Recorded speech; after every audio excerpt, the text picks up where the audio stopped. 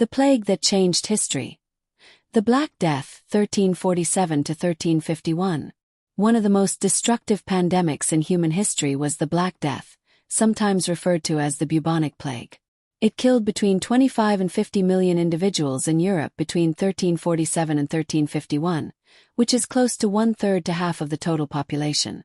Its impacts profoundly altered history, economy, and society. Causes and dispersal of the epidemic. Where did it start? The epidemic most likely started in China or Central Asia and traveled along the Silk Road. When ships carrying diseased fleas and rats landed in Messina, Sicily, in 1347, it made its way to Europe. How did it proliferate? Fleas and rats. Fleas that fed on rats were known to carry the bacterium Yersinia pestis. Humans contract the disease when bitten by infected fleas. Trade routes. The disease was unintentionally spread throughout Europe by traders, seamen, and tourists. Person-to-person contact. The disease was transferred via coughing and intimate contact, which resulted in outbreaks in densely populated areas. Signs of the Black Plague. Within 3 to 7 days, victims began to exhibit symptoms, which frequently resulted in death within 7 days.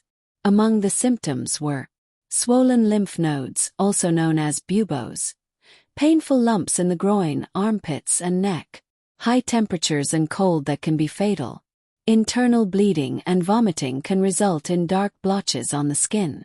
Many people experienced excruciating pain and delirium before passing away. The epidemic came in 3 different forms. The most prevalent is the bubonic plague, which is transmitted by fleas. Even more deadly is the pneumonic plague, which is spread by airborne droplets. Blood was impacted by the septicemic plague, which was nearly invariably fatal. Social and economic repercussions. 1 high death toll. Whole villages and towns were destroyed. Food shortages resulted from the loss of farmers and skilled laborers. 2 collapse of the economy and labor shortages. Serfs, peasants, obtained more privileges and pay rose as fewer people were employed. Peasants' demands for improved living conditions led to the collapse of the feudal system. 3. The influence of religion and culture. Many thought that God was punishing sinners with the plague.